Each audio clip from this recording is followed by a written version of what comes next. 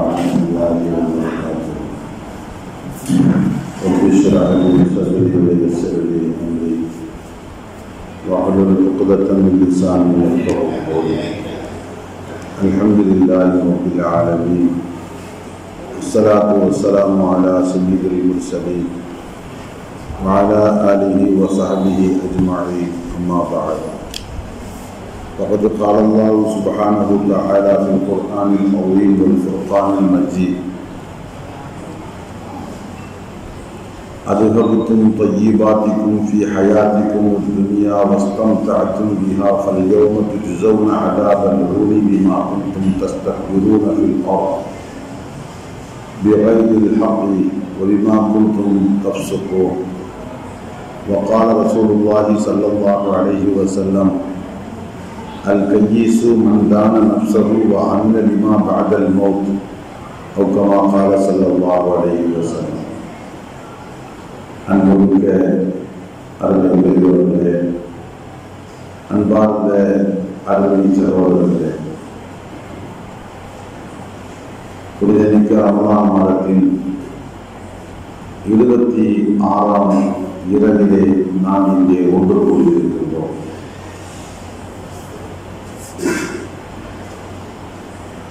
நேற்றைய தினம் ஒரு அடிப்படையான செய்தியை நாம் பார்க்கிறோம். மனிதன் உலகத்துக்கு வருகிற போது வெறுங்கையோடு வந்தான், போகின்ற போதும் வெறுங்கையோடு தான் போகிறான். அவன் கண்ட பலன் இந்த உலகத்தில் வாழ்கின்ற போது என்ன நற்காரியங்கள் செய்தானோ, நல்லறங்கள் புரிந்தானோ, அந்த சாலிகான அமல்களும் வணக்க வழிபாடுகளும் தான் அவன் இந்த வாழ்க்கையில் கண்ட பலன். அதுதான் அவன் போகின்ற போது அவனோடு சேர்ந்து போகிறது அவனுடைய மறுமை வாழ்க்கையை துளங்க வைப்பதற்காக. அன்புக்குள்ளே, அதனால்தான் அல்லாஹ் ரப்புல் ஆலமீன் மனிதர்களுக்கு அமல்களின் பக்கம் பல்வேறு கோணங்களில் கவனத்தை ஊட்டுகின்றான், அவர்களுக்கு அமல்களின் பக்கம் கவனத்தை திருப்புகின்றான் என்று பல செய்திகளை பார்த்தோம். இப்போது அதன் தொடர்ச்சியாக வேறு சில செய்திகளை நாம் பார்க்கிறோம். அன்புக்குரியவர்களே, மனிதன் இந்த உலகத்தில் அவன் கண்ட பலன் அவன் செய்கின்ற அமல்கள். இந்த அமல்கள் செய்வதற்கு இந்த உலகத்தில் அவன் வாழுகின்ற இந்த காலத்தில் மட்டும்தான் அவகாசம். வேறு எந்த காலத்திலேயும் அமல் செய்வதற்கு அவனுக்கு அவகாசம், வாய்ப்பே இல்லை. பிறப்புக்கும் இறப்புக்கும் இடைப்பட்ட இந்த வாழ்க்கையில், அதிலும் குறிப்பாக பருவத்துக்கு வந்த நாளில் இருந்து சக்கராத்தினுடைய மடியேறுகின்ற வரைக்கும் இடைப்பட்ட இந்த காலகட்டம் தான் அவன் அமல் செய்வதற்காக அல்லாஹ் அவனுக்கு கொடுத்திருக்கக்கூடிய அவகாசம். இந்த காலகட்டத்தில் அவன் எதை வேண்டும் என்றாலும் செய்யலாம், யாரும் அவனை கேட்க முடியாது. அவன் சுதந்திரமானவன்.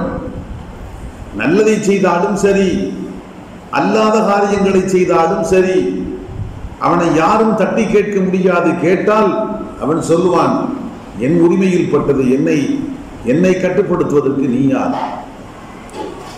இந்த உலகத்தில் வாழுகின்ற போது யாரையும் யாரும் கேள்வி கேட்க முடியாது.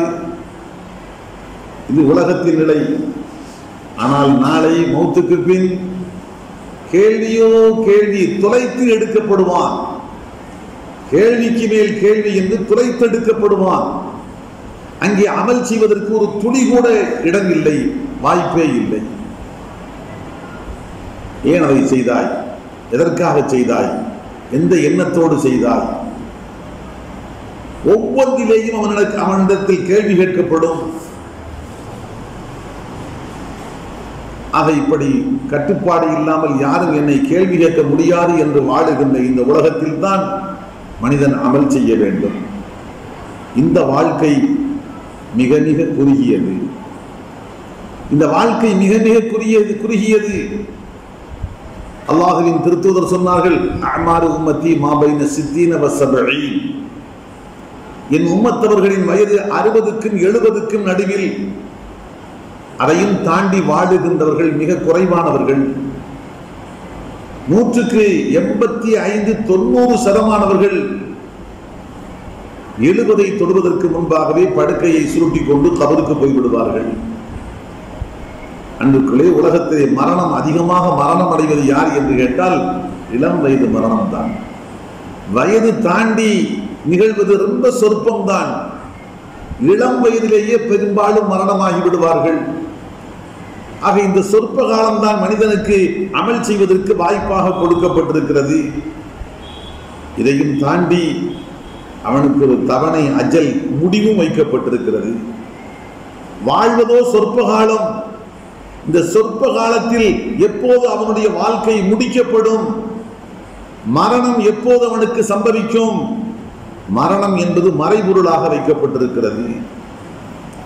எப்போது வேண்டும் என்றாலும் நிகழலாம். ஊரில் இருக்கக்கூடிய ஒரு கபரஸ்தானை திறந்து வைத்து பாருங்கள். குறிப்பிட்ட ஒரு பருவத்தில் பார்க்க முடியுமா? எல்லா பருவத்திலேயும் பார்க்கலாம். 95 வயது முதுபெரும் கிழவர் வாழ்ந்து முடித்து விட்டார், பார்த்து விட்டார், பார்ப்பதற்கு இனி ஒன்றுமில்லை.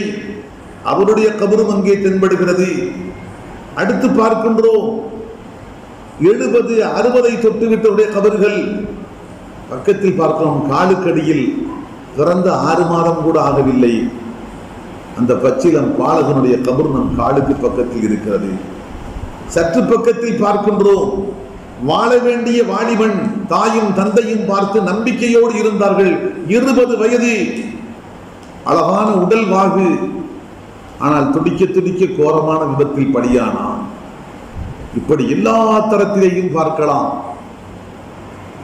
மரணம் என்பது மனிதனுக்கு அமல் செய்வதற்காக கொடுக்கப்பட்ட வாழ்க்கை என்பது ரொம்ப சுருக்கமானது. அதில் எந்த வினாடியும் மரணம் சம்பவிக்கலாம். மரணம் என்பது மறைபொருளாக வைக்கப்பட்டிருக்கிறது.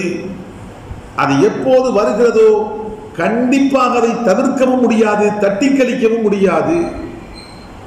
வந்துவிட்டது, ஏதாவது சாக்கு போக்கு சொல்லி காரணங்கள் சொல்லி கொஞ்சம் தாமதப்படுத்த சொல்லுங்கள், கொஞ்சம் பிற்படுத்தி வர சொல்லுங்கள். சொல்ல முடியுமா? முடியாது. நீர்மேல் குமிழ் போன்ற வாழ்க்கை மனிதனுடைய வாழ்க்கை. தண்ணீருக்கு மேல் தெரிகின்ற குமிழ் இருக்கிறதே, அது எந்த வினாடி எத்தனை காலம் அது அப்படியே இருக்கும் என்று யாருக்கும் சொல்ல முடியாது. பார்த்து கொண்டே இருப்போம்.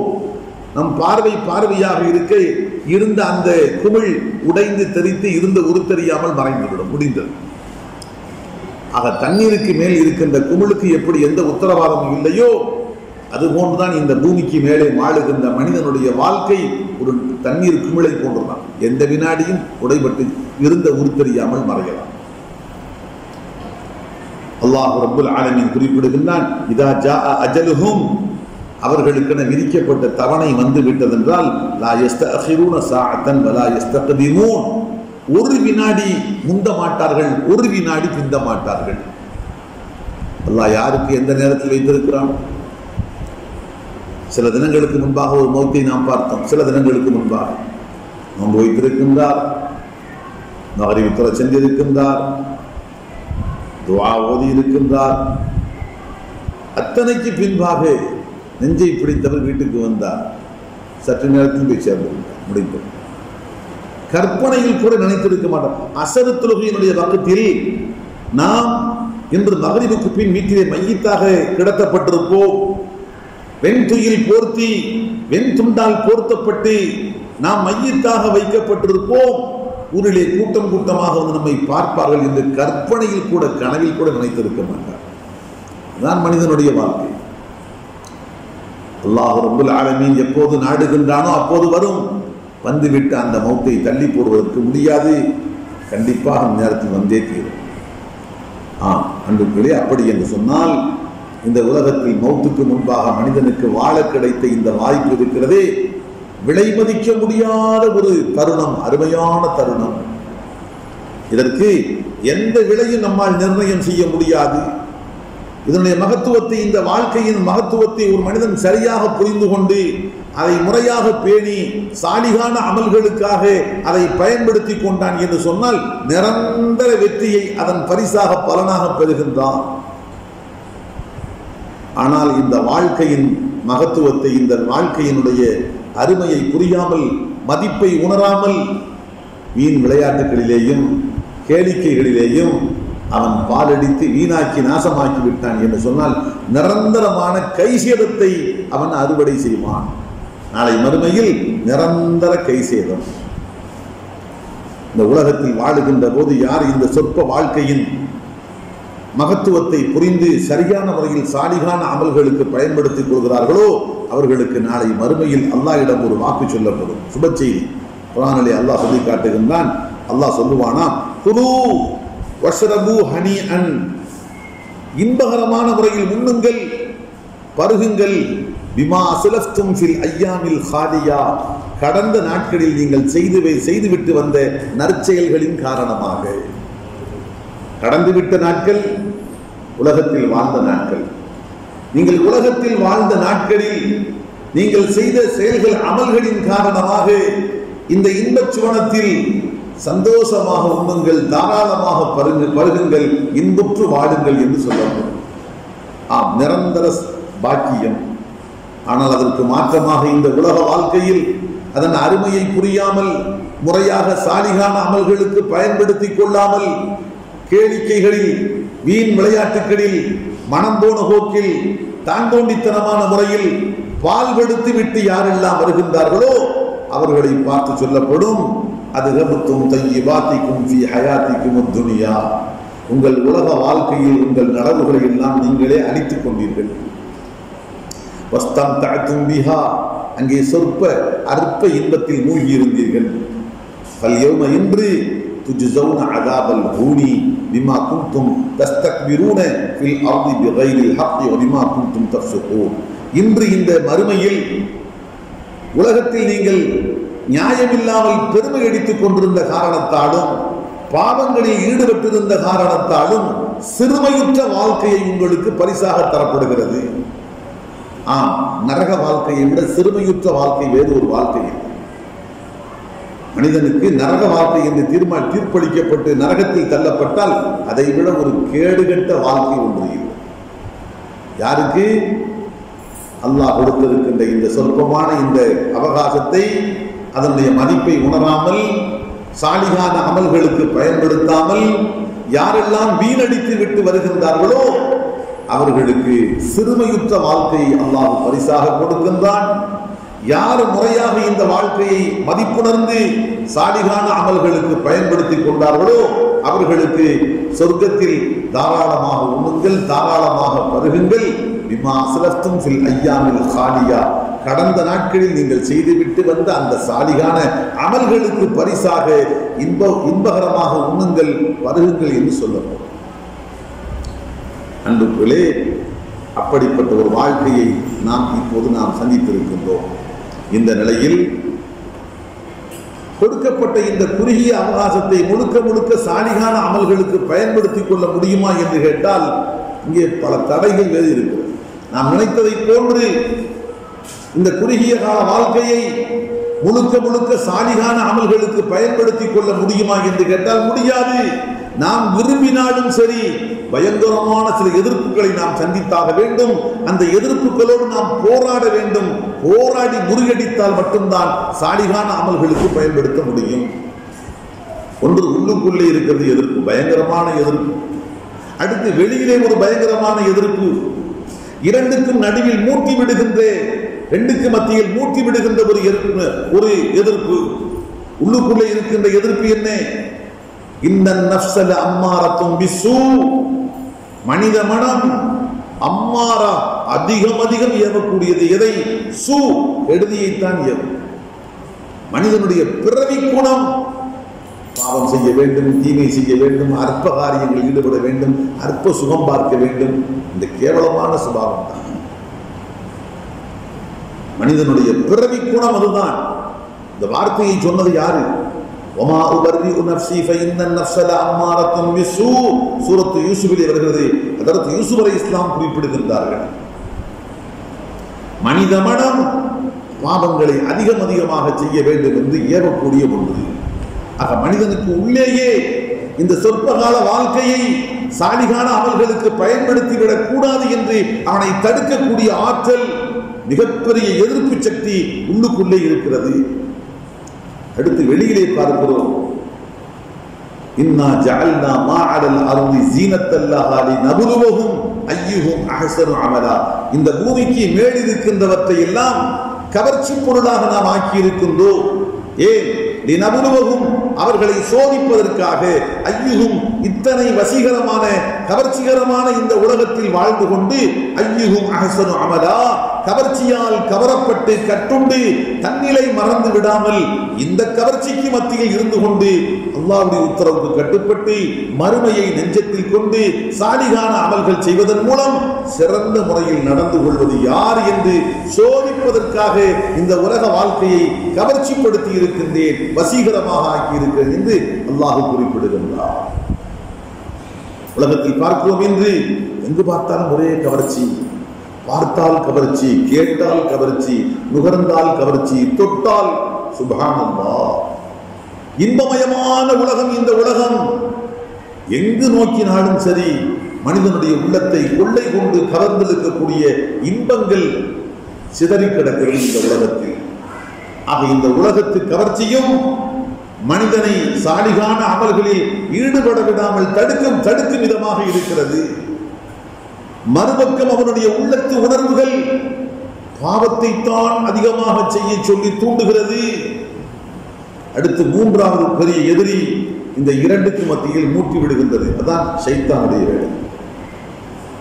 அற்ப உள்ளம், அற்ப மனம் தீமையை செய்ய சொல்லி தூண்டுகிறது. வெளியில் இருக்கின்ற உலகத்தின் மாய கவர்ச்சி அவனை கவர்ந்து இழுக்கிறது. இரண்டுக்கு மத்தியில் இவன் போராடுகின்ற போது இரண்டுக்கு மத்தியில் இழுத்து முடிச்சு போடுகின்றான். தான் ஷைத்தானுடைய வேலை. இந்த ட்ரெயினுடைய இன்ஜினுக்கும் பெட்டிக்கு நடுவில் சில போது ஜாயின் பண்ணுவாங்க, கட்டினால் தான் எடுத்துக்கொண்டு போகும். அந்த ஜாயிண்ட் இரண்டுக்கு மத்தியில் கட்டுகின்ற வேலையை தான் அவன் சிறப்பாக செய்வான். ஷைத்தானுடைய வேலை. இந்த மூன்று தடைகளுக்கு மத்தியில் தான் மனிதன் ஆகிரத்தை நெஞ்சத்தில் வைத்து இந்த அற்ப சொற்பகால வாழ்க்கையை சாலிகான அமல்களை கொண்டு வளப்படுத்த வேண்டும். இந்த மூன்று எதிரிகளுக்கு முன்பாக அவன் நிமிர்ந்து இருக்க வேண்டும், தளராமல் போராட வேண்டும். எந்த நிலையிலும் அவற்றுக்கு முன்பாக சரணடைந்து விடக்கூடாது. மனித மனத்திற்கு முன்பாகவோ உலகத்து கவர்ச்சிகளுக்கு முன்பாகவோ ஷைத்தானுடைய மாய வலைகளுக்கு முன்பாகவோ நாம் சரணடைந்து விட்டோம், தளர்ந்து விட்டோம் என்று சொன்னால் முடிந்தது. நம் மீது மிகைத்து விடுவார்கள். ஷைத்தான் நம் மீது மிகைத்து விடுவான். இந்த சொற்ப வாழ்க்கையும் தட்டி பறிக்கப்பட்டு போகும். கடைசியில் ஒரு நேரம் வரும், வாழ்க்கை முடிவடையும். சாலிகான அமல்கள் செய்யாத நிலையிலேயே மரணத்தை சந்திப்பான். அந்த கடைசி நேரத்தில் அல்லாஹ் இடத்தில் கெஞ்சி கேட்பான். அந்த வேண்டுகோள் நிறைவேற்றப்பட மாட்டார். அப்படி என்றால் என்ன செய்ய? வாழும் காலத்தில் இந்த மூன்று வகையான எதிரிகளையும் எதிர்த்து மோதி முறியடிக்க வேண்டும். ஒவ்வொரு வினாடியும் ஷைத்தானை பற்றி, நஃப்ஸை பற்றி, உலகத்து கவர்ச்சியை பற்றி அல்லாஹ் என்ன சொல்லி இருக்கிறான் அதை நெஞ்சில் நிறுத்த வேண்டும். மனித மனத்தை பற்றி அல்லாஹ் குறிப்பிடுகின்றான். ஹஜ்ரத் யூசுப் அலைஹிஸ்ஸலாம் சொன்ன செய்தி, வமா உபர்ரிஉ நஃப்ஸி, என் ஆன்மா நிரபராதி என்று நான் சான்று கொடுக்க மாட்டேன். என் மனம், மனித மனம் நல்லது என்று நான் சான்று கொடுக்க மாட்டேன். காரணம், மனித மனம் அம்மாரத்தும் பிசு, தீமையை தான் அதிகமாக ஏவக்கூடியது. ஒரு நபி சொன்ன வார்த்தையை தான் கவனிக்க வேண்டும். ஒரு சாமானியப்பட்ட ஆள் சொன்ன வார்த்தை அல்ல, ஒரு நபி, அல்லாஹ்வுடைய நபி சொன்ன வார்த்தை. மனித மனம் அதன் போக்குக்கு கட்டுப்பாடு இல்லாமல் நாம் விட்டுவிட்டோம் என்று சொன்னால் அவனை கொண்டு போய் கவிழ்த்த கூடாத இடத்தில் எல்லாம் கவிழ்த்து விடும். அடுத்து ஷைத்தானை பற்றி அல்லாஹ் குறிப்பிடுகிறான். இன்ன ஷைத்தான லக்கும் அதுவும், ஷைத்தான் உங்களுக்கு விரோதி. ஃபத்தஹிதுஹு அதுவா, அவனை விரோதியாகவே வைத்துக் கொள்ளுங்கள். அவனை நண்பனாக கருதி விடாதீர்கள். அல்லது விரோதியாக இருக்கின்ற அவன் விஷயத்தில் கவனக்குறைவாக இருந்து விடாதீர்கள். விரோதியை விரோதியாகவே வைத்திருக்க வேண்டும். அவன் விஷயத்தில் மிகுந்த எச்சரிக்கையோடு இருக்க வேண்டும். இந்த உலகத்து கவர்ச்சியை பற்றியும் அல்லாஹ் சொல்கிறான். நாம் இந்த உலகத்தின் இந்த பூமியின் மேல் இருக்கின்றவற்றை மனிதனை சோதிப்பதற்காக கவர்ந்திருக்கக்கூடிய கவர்ச்சி பொருளாக நாம் ஆக்கி இருக்கிறோம். இதையும் அல்லாஹ் ரப்பல் ஆலமீன் குறிப்பிடுகின்றார். இந்த மூன்றுக்கு மத்தியில் மனிதன் ஒவ்வொரு வினாடியும் எதிர்ப்பு உணர்வோடு போராட்டத்தோடு வாழ்ந்தால் மட்டும்தான் இந்த சொற்ப காலத்தை சாலிகான அமல்களுக்கு பயன்படுத்த முடியும். அதற்கு என்ன செய்ய? மனித மனம் பாவத்தை கொண்டு ஏவும், சைத்தான் எங்களுக்கு விரோதி, உலகம் மாய கவர்ச்சி சொல்லிக் கொண்டிருந்தால் போதுமா? நானோ மறுமை வெற்றியை விரும்புகிறேன், நான் மறுமை வெற்றியை விரும்புகிறேன், அல்லாஹ்வுடைய பொருத்தத்தை தேடுகின்றேன், சைத்தான் எனக்கு விரோதி, உலகத்தை நான் வெறுக்கின்றேன், கவர்ச்சியை நான் வெறுக்கின்றேன், என் ஆன்மாவுக்கு நான் கட்டுப்பட விரும்பவில்லை என்று சொல்லிக் கொண்டிருந்தால் மட்டும் போதாது. உலகத்தில் அல்லாஹுவையும் ஆகிரத்தையும் நம்புகின்ற யார்தான் மறுமையின் வெற்றியை ஆசைப்படவில்லை? எல்லோரும் மறுமை வெற்றியை ஆசைப்படுகின்றோம். ஆனால் எல்லோருக்கும் மறுமை வெற்றி கிடைக்கிறதா? அன்புகளே, எல்லோரும் ஆசைப்படுகின்றோம். அல்லாஹுவின் மீதும் மறுமையின் மீதும் நம்பிக்கை உள்ள அத்தனை பேரும் மறுமை வெற்றியை ஆசைப்படுகின்றார்கள். ஆனால் எல்லோருக்கும் கிடைப்பதில்லை. யாருக்கு கிடைக்கும்? அல்லாஹ் ஒரு வார்த்தையை சேர்த்து குறிப்பிடுதான் பாருங்கள். வமன் அராதல் ஆகிரத வஸஅலஹா ஸஅயஹா வஹுவ முஃமினுன் ஃபகான வஹுவ முஃமினுன் ஃபௌலாயிக கான ஸஅயுஹும் மஷ்கூரா. வமன் அராதல் ஆகிரத, மறுமையை விரும்புகிறார். வார்த்தையை கவனிங்கள், மறுமையை விரும்புகிறார். வெறுமனே வெற்றி விருப்பமல்ல, வஸஅலஹா ஸஅயஹா, அதை அடைவதற்கு உரிய முறையில் முயற்சி செய்கின்றார், அரும்பாடுபடுகின்றார், அதற்காக அர்ப்பணம் செய்கின்றார். அந்த மறுமை வாழ்க்கையை, அதன் வெற்றியை பெற்றுவிட வேண்டும் என்பதற்காக அரும்பாடுபடுகின்றார். நிபந்தனை வஹுவ முஃமினுன், அவன் இறை நம்பிக்கை கொண்ட மூமினாக இருந்து கொண்டு முழு முயற்சி செய்கின்றான் என்றால் அல்லாஹ் குறிப்பிடான், ஃபௌலாயிக கான ஸஅயுஹும் மஷ்கூரா, அவனுடைய முயற்சி பாராட்டுக்குரியது, நன்றிக்கு உரியது. ஆனால் இன்று நம்மில் பெரும்பாலானவர்கள் மறுமையை விரும்புகிறோம், அதற்கு உரிய முறையில் எந்த முயற்சியும் இல்லை. அந்த இரண்டு விஷயங்கள் வர வேண்டும். ஒன்று, அல்லாஹ் இடத்தில் உருக்கமாக துஆ செய்ய வேண்டும். அல்லாஹ் சாலிகான அமல்களுக்கு எனக்கு வாய்ப்பை கூடாதா, நான் செய்யக்கூடிய அமல்களில் அல்லாஹ் எனக்கு முன்னேற்றத்தை கொடு, தௌஃபீக் செய் என்று அல்லாஹ் இடத்தில் உருக்கமாக துஆ செய்ய வேண்டும்.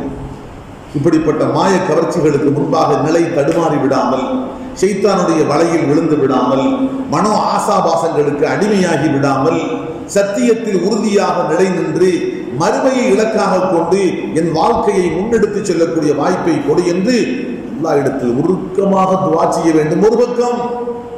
மறுபக்கம் ஒன்றா உறுதியோடு முயற்சி, அரும்பாடுபட வேண்டும், முஜாஹதா செய்ய வேண்டும். இந்த இரண்டும் ஒரு மனிதனிடத்தில் இருந்தால் அல்ஹம்துலில்லாஹ், இந்த வாழ்க்கை சாலிகான அமல்களுக்கு பயன்படுத்தப்பட்ட வாழ்க்கையாக போய் முடியும். அன்புகளே, இதற்கு என்ன செய்வது? அல்லாஹ்வின் திருத்தூதர் ஸல்லல்லாஹு அலைஹி வஸல்லம் சொன்னார்கள், தன்னை தானே சுய பரிசோதனை செய்ய வேண்டும். ஒவ்வொரு மனிதனும் தன்னை பற்றி சுய பரிசோதனையில் ஈடுபட வேண்டும். அல்லாஹ்வின் தூதர் சொன்னார்கள், அறிவாளி யார், உண்மையான அறிவாளி யார்? நம்மிடத்தில் இந்த அறிவாளி யார் என்று கேட்டால் யார் யாரையும் நாம் சொல்வோம். ஆனால் அருமை நாயகம் ஸல்லல்லாஹு அலைஹி வஸல்லம் சொன்னார்கள், அல் கையிசு, உண்மையான அறிவாளி, புத்திசாலி, மன் தான நஃப்ஸஹு வ அமில லிமா பஅதல் மௌத், தன்னை தானே சுய பரிசோதனைக்கு உட்படுத்திக் கொண்டு, நான் யார், நான் எங்கிருந்து வந்தேன், அடுத்து எங்கே போக போகின்றேன், நான் எதற்காக வேண்டி இங்கே வந்தேன், நான் இப்போது என்ன செய்து கொண்டிருக்கிறேன். மனிதன் சிந்திக்க வேண்டிய ஒரு செய்தி. உதாரணத்துக்கு வைத்துக் கொள்ளுங்கள், திடீரென்று கண்ணை கட்டி கொண்டு போய் விட்டது போன்று வளைகுடா நாட்டில் கொண்டு போய் ஒரு வாலிபனை விட்டு வைத்துக் கொள்ளுங்கள். ஒரு வாலிபனை திடீரென்று கொண்டு போய் வளைகுடா நாட்டிலே விட்டு விட்டோம். அவன் பார்க்கிறான், நான் யார், நான் எங்கிருந்து வந்தேன், இப்போது எங்கே வந்திருக்கின்றேன், அடுத்து இங்கிருந்து நான் எங்கே போக போகின்றேன், இங்கே எதற்காக வேண்டி நான் வந்தேன், இப்போது நான் என்ன செய்து கொண்டிருக்கின்றேன், இதே பணியில் தொடரலாமா அல்லது மாற்றிக்கொள்ள வேண்டுமா, திருத்திக் கொள்ள வேண்டுமா, இப்படியெல்லாம் அவன் சிந்தித்து பார்த்தான் என்று சொன்னால் அவனுடைய செயல்பாடுகள் சரியாக இருக்கும். நான் அரபகத்தை சார்ந்தவன் இல்லை, நான் இந்தியாவை சார்ந்தவன், அங்கிருந்து வந்திருக்கின்றேன். அடுத்த முடிவு ஒரு 5 வருடங்கள் 6 வருடங்கள் ஒப்பந்தம் முடிந்துவிட்டால் மீண்டும் என் தாயகத்துக்கு நான் விரும்பினாலும் விரும்பாவிட்டாலும் திருப்பி அனுப்பப்படுவேன். இந்த வருகைக்கும் புறப்பாட்டுக்கு மத்தியில் ஒரு 5 வருடம் 6 வருடம் எதற்காக வந்தேன்? உழைப்பின் மூலம் சம்பாதிப்பதற்காக வந்தேன். நான் சம்பாதிக்க வந்திருக்கின்றேன். இரவும் பகலும் சம்பாத்தியத்திலே நான் கவனமாக இருக்க வேண்டும். இப்போது நான் என்ன செய்து கொண்டிருக்கிறேன்? உண்மையிலே இப்போது சம்பாத்தியத்தில் தான் இருக்கிறேன் என்றால் அதை தொடர வேண்டியதுதான். ஆனால் இப்போது நாம் சம்பாதிக்காமல் சம்பாத்தியத்திற்கு மாற்றமான காரியத்தில் ஈடுபட்டிருக்கிறோம் என்று சொன்னால் திருத்திக் கொள்ள வேண்டும், மாற்றிக்கொள்ள வேண்டும். எப்படி ஒரு வளைகுடா நாட்டுக்கு சென்ற ஒரு வாலிபன் தான் யார் என்பதை சுய பரிசோதனை செய்து தன் செயல்பாடுகள் சரியா என்று சீர்தூக்கி பார்த்து சரி செய்து கொண்டால் மட்டும்தான் அவன் வெற்றியாளனாக ஆக முடியும். தாயகம் திரும்புகின்ற போது சொந்த பந்த உறவுகளால் மதிக்கப்படுவான், கண்ணியத்தோடு வரவேற்கப்படுவான். அப்படியெல்லாம் சிந்தித்து பார்க்கவில்லை. மெய் மறந்து வாழ நினைத்தான். அங்கேயே உல்லாசமாக வாழ நினைக்கிறான். சுகபோக வாழ்க்கை வாழ நினைக்கின்றான். ஸ்டார் ஹோட்டலில் போய் தங்க வேண்டும், அங்கே உணவருந்த வேண்டும், அதற்குண்டான வசதிகளை எல்லாம் செய்ய வேண்டும் என்று யோசிக்கிறான். அவனுடைய வருகையை பற்றி எங்கே போக போறோம் அதை பற்றி சிந்திக்கவே இல்லை. ஒரு 4-5 வருடங்களுக்கு பின்பாக அவன் தாயகத்துக்கு வருகிற போது என்ன செய்வார்கள்? வீட்டிலே பச்சையாக சொன்னால் காரி துப்பாடு குறைதான். வீட்டிலே தாயோ தந்தையோ மனைவியோ பிள்ளைகளோ உன்னை எவ்வளவு சிரமப்பட்டு நாங்கள் உன்னை அனுப்பி வைத்தோ, கடன் இருக்கிறது, பிள்ளைகள் அவளையுமாக இருக்கிறார்கள், கடன் இருக்கிறது, நோய் நொடி இருக்கிறது, எத்தனையோ எதிர்பார்ப்புகளுக்கு மத்தியில் உன்னை நாங்கள் அனுப்பி வைத்தோம். ஆனால் நீயோ 5-6 வருடங்களை நாசம் செய்துவிட்டு வெறுங்கையாக வந்து இருக்கின்றாயே, உனக்கு என்ன மரியாதை? அதே போன்றான் அன்புக்குரியவர்களே, இந்த உலகத்துக்கு நாம் பிறப்பின் மூலமாக வந்தோம், விரும்பினாலும் விரும்பாவிட்டாலும் இறப்பின் மூலமாக வெளியேறப் போகின்றோம். இந்த பிறப்புக்கும் இறப்புக்கும் இடைப்பட்ட ஒரு குறுகிய காலம். இது எதற்காக வேண்டி வந்தோம்? எவ்வளவு சாலிகான அமல்களை செய்து ஆகிரத்துக்கு தேடிக்கொள்ள வேண்டுமோ, மறுமையில் உயர்ந்த அந்தஸ்துக்கு தேவையானவற்றை திரட்டிக் கொள்ள வேண்டுமோ, அதற்காகத்தான் நாம் இங்கே வந்திருக்கின்றோம். இப்போது நாம் என்ன செய்து கொண்டிருக்கிறோம்? அந்த குறிக்கோளை அடையக்கூடிய விதமாக அதிகமான அமல் செய்து கொண்டிருக்கிறேன், பாராட்டுக்கள். அதே பாதையில் தொடர்ந்து நீடித்து அதிலே உறுதியாக இரு. எப்போது சாலிகான அமல்களை அதிகமாக செய்கின்ற பழக்கத்தை கொண்டவனாக நீ இருந்தால் இந்த பாதையில் உறுதியாக இரு. இல்லை, நான் கேவலம் அற்ப பாவங்களில் ஈடுபட்டுக் கொண்டிருக்கிறேன், என் மனோ இச்சைகளுக்கு நான் அவ்வப்போது பணிந்து பாவத்தில் ஈடுபாடு கொண்டு வாழ்ந்து கொண்டிருக்கிறேன், அப்படியா? நீ போறது ஆபத்தான பாதை, நிறுத்திக்கொள். நீ போகின்ற பாதை ஆபத்தான பாதை, நிறுத்திக்கொள். வாழ்க்கையின் போக்கை திருத்திக் கொண்டு மாற்றிக்கொண்டு சரியான பாதையில் உன்னுடைய வாழ்க்கையை நீ அமைத்துக் கொள். இப்படி சுய பரிசோதனைக்கு உட்படுத்தணும். அவன் தான் அறிவாளி. அல்லாஹுவின் திருத்தூதர் ஸல்லல்லாஹு அலைஹி வஸல்லம் சொன்னார்கள், அல் கையீசு, அறிவு ஜீவி என்றால் யார்? மன் தான நஃப்ஸஹு, தன்னை தானே சுய விசாரணைக்கு உட்படுத்தி கொண்டு அமில லிமா பஅதல் மௌத், மௌத்துக்கு பிந்திய வாழ்க்கைக்காக தன்னை ஆயத்தப்படுத்துகின்றான், மௌத்துக்கு பிந்திய வாழ்க்கைக்காக வேண்டி செயலாற்றுகின்றான். அவன்தான் உண்மையான அறிவாளி, சாமர்த்தியசாலி. வல் ஆஜிசு, பலவீனன். பெருமானார் அறிவாளி என்று சொன்னதற்கு எதிர்ப்புறமாக மூடன் என்று சொல்ல வேண்டும். ஜாஹில் இந்த வார்த்தை பயன்படுத்தப்பட வேண்டும். கண்ணியமாக சொன்னார்கள் பெருமானார். அல் ஆஜிஸ், அறிவில் பலவீனன். மன் அத்பஅ நஃப்ஸஹு ஹவா, தன்னுடைய மனத்தை, தன் இச்சை என்ன சொல்கிறதோ அந்த இச்சையை பின்பற்ற விட்டுவிட்டான். அவனுடைய மனம் எதை கேட்கும், அவனுடைய இச்சை எதெல்லாம் ஆசைப்படுகிறதோ, ஆசாபாசங்கள் எதை விரும்புகிறதோ அந்த ஆசாபாசத்தை பின்பற்றுவதற்கு உள் மனத்தை அனுமதித்து விட்டான். அப்படி அனுமதித்து விட்டு அல் அமானிய, அல்லாஹ் மீது பெரிய பெரிய எண்ணங்களை வைத்திருக்கிறான். அல்லாஹ் எனக்கு நோபரத்தை கொடுப்பான், சொர்க்கத்தை கொடுப்பான், நபிமார்களுக்கு பக்கத்திலே ஜன்னத்துல் ஃபிர்தௌஸிலே அல்லாஹ் எனக்கு இடம் கொடுப்பான், அப்படி இப்படி என்று பெரிய கற்பனையில் வாழ்வான். அறிவில்லாத மூடன், செயலாற்றவில்லை, உலகத்தில் சாலிகான அமல்கள் புரியவில்லை, வந்த நோக்கத்தை உணரவில்லை. ஆனால் கற்பனையில் மட்டும் அல்லாஹ் எனக்கு அதை தருவான் இதை தருவான் என்று கற்பனை செய்கின்றான். அந்த பரிதாபம். அன்புகளே, ஒவ்வொரு மனிதனும் அடிக்கடி அடிக்கடி தன்னை சுய பரிசோதனை செய்து பார்க்க வேண்டும். ஒவ்வொரு நாளும் முடிந்தால் ஒரு சில நிமிடங்கள், குறைந்தது படுப்பதற்கு முன்பாகவாவது, படுக்கைக்கு சென்று நாம் படுக்கைக்கு படுப்பதற்கு முன்பாகவாவது ஒரு சில நிமிடங்கள் இன்று நாம் வாழ்ந்த வாழ்க்கை, ஆகிரத்தை முன்வைத்து மறுமைக்காக வேண்டி என்னென்ன செய்திருக்கின்றோம், அல்லது ஆகிரத்தை மறந்துவிட்டு எப்படியெல்லாம் வாழ்ந்திருக்கிறோம். ஒருவேளை பிழையாக வாழ்ந்திருந்தால் அல்லாஹ் இடத்தில் உடனே தௌபா செய்யணும். அல்லாஹ், நான் செய்த இந்த காரியங்களுக்காக உன்னிடத்தில் தௌபா செய்கிறேன், மன்னித்து விடு. நாளை இது போன்ற வாழ்க்கைக்கு அல்லாஹ் என்னை விட்டு விடாதே.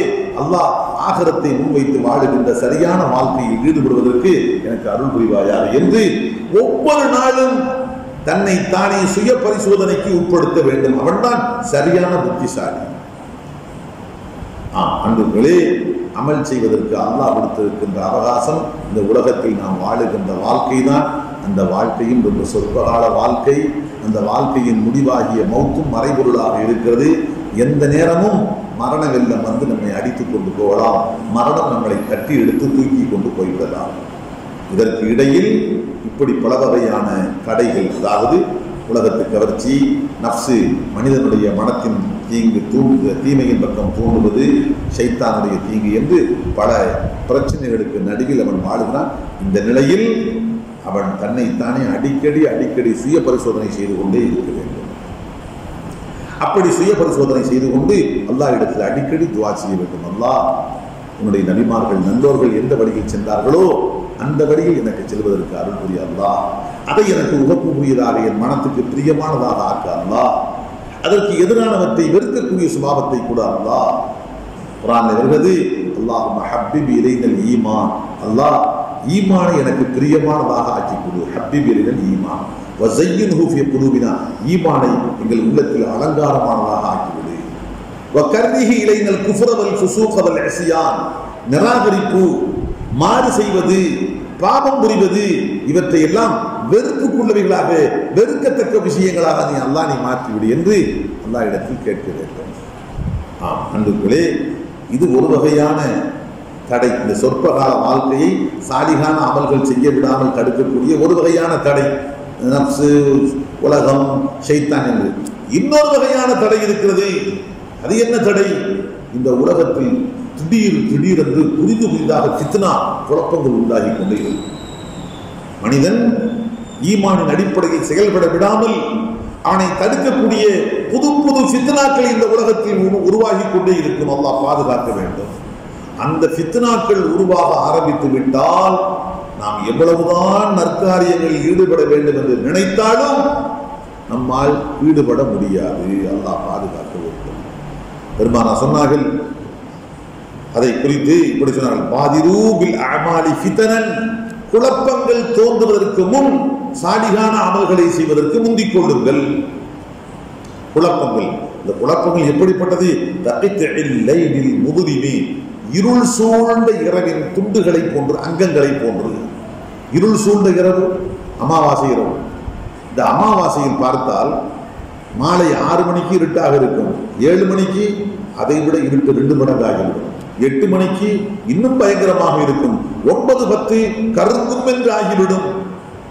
கடுமையான இருள் செல்ல செல்ல, எப்படி இந்த இருள் சூழ்ந்த இரவில் நேரம் செல்ல செல்ல இருட்டின் அடர்த்தி கூடிக்கொண்டே செல்லுமோ, அதே போன்றுதான் உலகத்தில் ஒரு காலகட்டம் வரும், ஃபித்னா என்ற குழப்பம் தோன்றும்.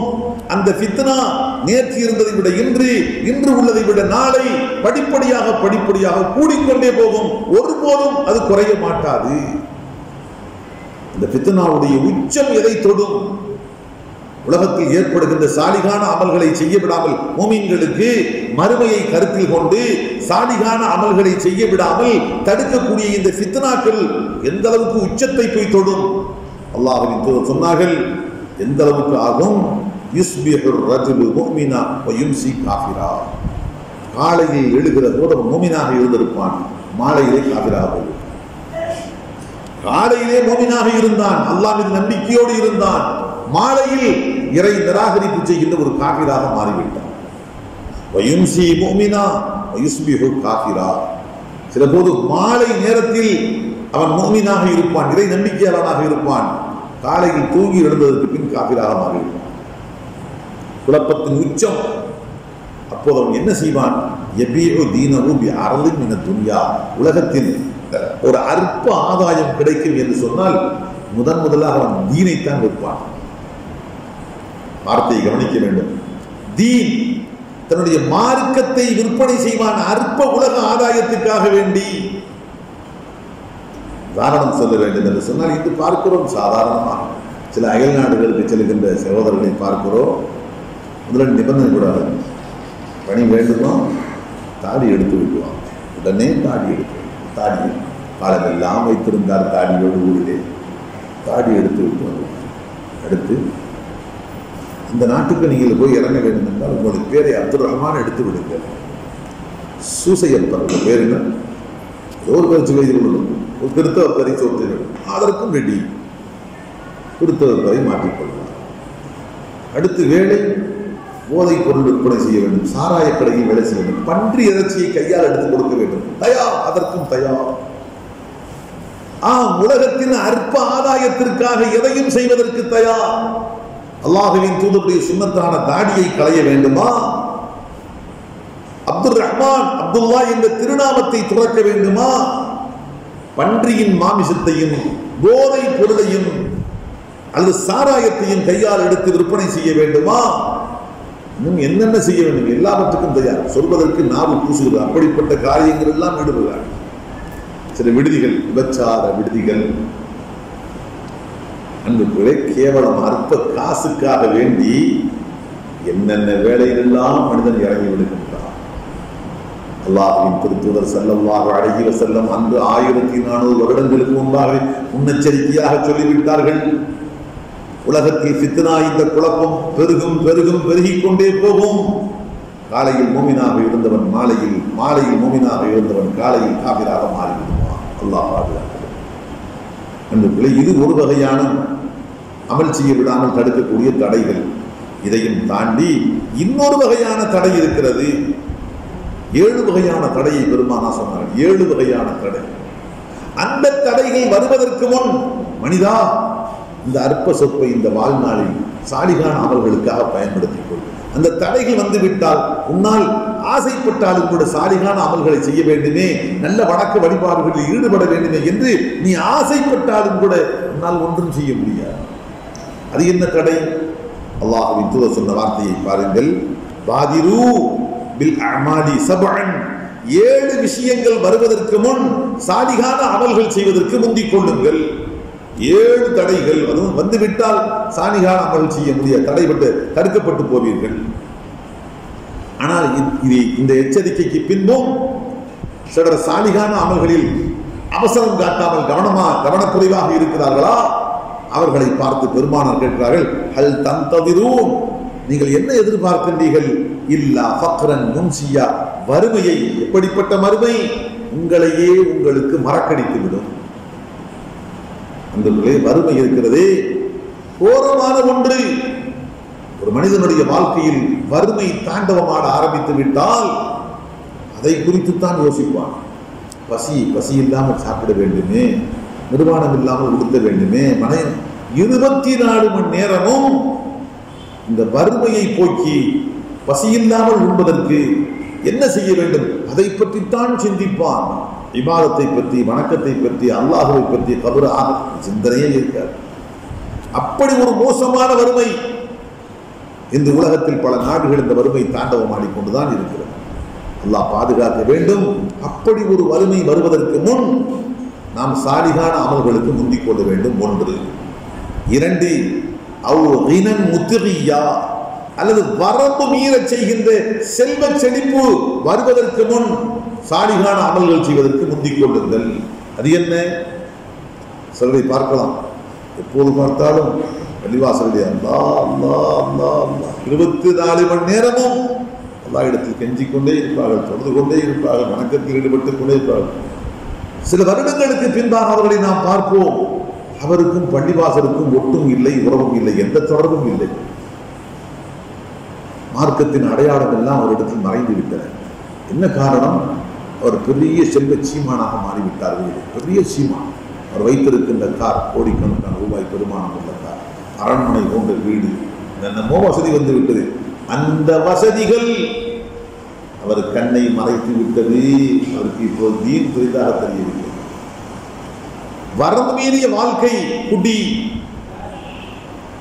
ஒழுக்கம் கெட்ட வாழ்க்கை, சமூக விரோத காரியங்கள், அந்த காசு பணத்துக்கு ஏற்ற நட்பு வட்டாரங்கள் அவர்களை தேடி போக ஆரம்பித்துள்ளனர். காசு பணம் வந்தவுடன் அந்த தரத்துக்கு ஏற்ப நட்பு வட்டாரங்கள் என்று அவன் வைத்திருப்பான்.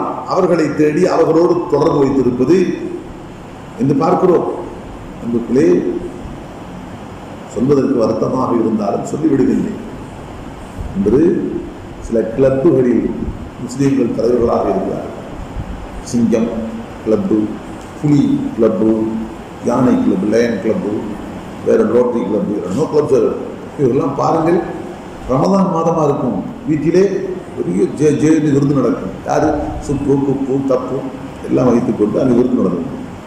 அட நீ முஸ்லீம்ப்பா, நீ முஸ்லீமான மனிதன். ரமலானுடைய நாள், கண்ணியப்படுத்த வேண்டிய நாள். நான் நோம்புதேன், ஆனால் நான் வந்து விருந்து சொந்த பந்த உறவுகளுக்கு கொடுக்க மாட்டான், நான் குடும்பத்தில் பட்ட ஏழைகளுக்கு கொடுக்க மாட்டான். ஆனா நாமக்கல்ல இருந்து திருச்சி எங்கிட்ட இருந்தெல்லாம் அவங்களாம் அங்க உள்ள கவர்னர்களாம். அதுக்கு கவர்னர் பதவி பேர் கவர்னர், பதவி பேர் என்ன, இந்த ஹெட்டுக்கு பேர் கவர்னர். அந்த அவங்களாம் பல ஊர் வந்து வரவழைக்கப்பட்டு ஒரு பெரிய பந்தாமான விருந்து நடக்கும். அல்லாஹ் இந்த காசு வந்துச்சு, தீனு போயிடுச்சு. இப்ப அவனுக்கு யாரு கூட்டாளிகள்? அந்த தரத்துல உள்ள அங்கு உள்ள கிளப்பு அவன் தலைவர், இங்க உள்ள கிளப்பு தலைவர், இங்கெல்லாம் அதில் ஒரு சமூக அந்தஸ்து. அவர் பின்னாடி பேரை போடுவது நான் லைன்ஸினுடைய நான் ஹெட்டு பேர் போடுவது. காசும் பணமும் எல்லை தாண்டுகின்ற போது அல்லாஹ்வை மறக்கடித்து விடுகிறது, ஆகிரத்தை மறக்கடித்து விடுகிறது, உன் கண்ணுக்கு தடை போட்டு விட்டது. நீ கேவலம் அற்ப மனிதனடா, மௌத்தை முன்னோக்கி போய் கொண்டிருக்கிறாய், கபரை எதிர்பார்த்து போய் கொண்டிருக்கிறாய். நீ உள்ளே ஜனாசாவாக நீ போய் அடங்க போகிறாய். அதையெல்லாம் மறக்கடித்து. காசு வந்து விட்டது என்றால் முத்தகியா, அவனை மனிதன் என்ற தரத்தில் இருந்து வரம்பு மீற வைத்து விடும். அந்த நிலை வருவதற்கு முன் சாலிகான அமல்களுக்கு பயன்படுத்திக் கொள்ளுங்கள். 2. மூன்றாவதாக சொன்னார்கள், அவ் மர்மன் முஃப்சிதா, அல்லது நோய். நோய் எப்படிப்பட்ட நோய்? உன்னுடைய உடலையே அடித்து நாசமாக்கி. எத்தனையோ பேர் பார்க்கிறோம், நோய் வந்து விட்டது, அவரால் ஒன்றும் செய்ய முடியாது. கண் பார்வை தெரியவில்லை, ஓத வேண்டும் என்று ஆசைப்படுகிறார். குர்ஆனை கையில் எடுத்தால் கண்ணீர் கொடு என்று கண்ணீர் கொட்டுகிறது. அது ஒரு நோய். ஒரு 5 நிமிடம் குர்ஆனை பார்த்து உடனே மயங்கி கீழே விடுவார். ஒரு 5 நிமிடம் எழுந்து நெல்லுங்கள் என்றால் தக்பீர் கட்டிவிட்டு இருக்கும் போதே கீழே உட்கார்ந்தா கீழே விழுந்துருவார். இந்த நோயின் கடுமையை பார்க்கிறோம். சில கேன்சர் நோயாளிகளை பார்த்தால் அல்லாஹ் அக்பர், கடைசி நிலையெல்லாம் கடுமையான நிலையாக, தூங்க முடியாது, இருக்க முடியாது, படுக்க முடியாது, உண்ண முடியாது, ஒன்றும் செய்ய முடியாது. அந்த நிலையில் எப்படி ஒரு சாலிகான அமல் செய்வார்? அல்லாஹ்வின் தூதர் சொன்னார்கள், அல்லாஹ் பாதுகாக்க வேண்டும், அல்லாஹ் எல்லோரையும் நோயை விட்டு அல்லாஹ் பாதுகாக்க வேண்டும். ஆனாலும் எச்சரிக்கை செய்தார்கள், வறுமை அதற்கு உங்களை மறக்கடித்து விடும், செல்வ செழிப்பு உங்களை வரம்பு மீறச் செய்யும், நோய் உங்களுடைய உடலையை கெடுத்து நாசமாக்கிவிடும், அதற்கடுத்து நீங்கள் அமல் செய்ய முடியாது. அந்த நோய் வருவதற்கு முன்பாக முந்திக் கொள்ளுங்கள். அவ் ஹரமன் முஃப்னிதா, அல்லது செயல் இழக்க செய்கின்ற முதுமை. இன்று பார்க்கிறோம் சிலரை, பெரியவர்களை சேரில் உட்கார்ந்து கொண்டு இளம்புறப்போது ரொம்ப எச்சரிக்கையாக கொஞ்சம் தடுமாறுனா கீழே விடுவார்கள். நாம் நினைத்துக் கொண்டிருப்போம், நம்மளாம் இளையவர்கள் அல்லவா, நாம் பார்ப்போம். அதை பார்த்துட்டு நமட்டு சிரிப்பதில்லை. நாம் நினைத்துக்கோ, நாம் எப்போதும் இப்படித்தான் இருப்போம். நம்மை விட இளமையாக அவர்கள் இருந்தார்கள். இந்த வெட்ட தாடி, அந்த நடையில தளர்வு, அதெல்லாம் ஆரம்பத்தில் இல்லை. நம்மை விட சுறுசுறுப்பாக, புத்துணர்ச்சியோடு, புது ஊக்கத்தோடு, அதிவேகமான நபர்களாகத்தான் அவர்கள் இருந்தார்கள். ஆனால் இப்போது நடை தளர ஆரம்பித்து விட்டது, கண் பார்வை மங்க ஆரம்பித்து விட்டது, பற்கள் ஆடுகிறது, அவரால் எதையுமே ஒழுங்காக செய்ய முடியவில்லை. காரணம் அவருடைய முதுமை அவரை அந்த நிலையில் ஆகிவிட்டது. முதுமை வந்து விட்டது, ஒன்றும் சரி. நோம்பு பிடிக்க நினைத்தால் முடியாது, நோம்பு பிடிக்க நினைப்போ முடியாது, ஹஜ்ஜுக்கு போக நினைத்தால் முடியாது. ஒரு அரை மணி நேரம் நின்று வணங்க வேண்டும் என்ற ஆசை இருக்கலாம், சொல்ல முடியாது. அல்லாஹ்வின் தூதர் அப்படிப்பட்ட முதுமை வருவதற்கு முன்பாக சாலிகான அமல்கள் செய்வதற்கு முந்திக் கொள்ளுங்கள்.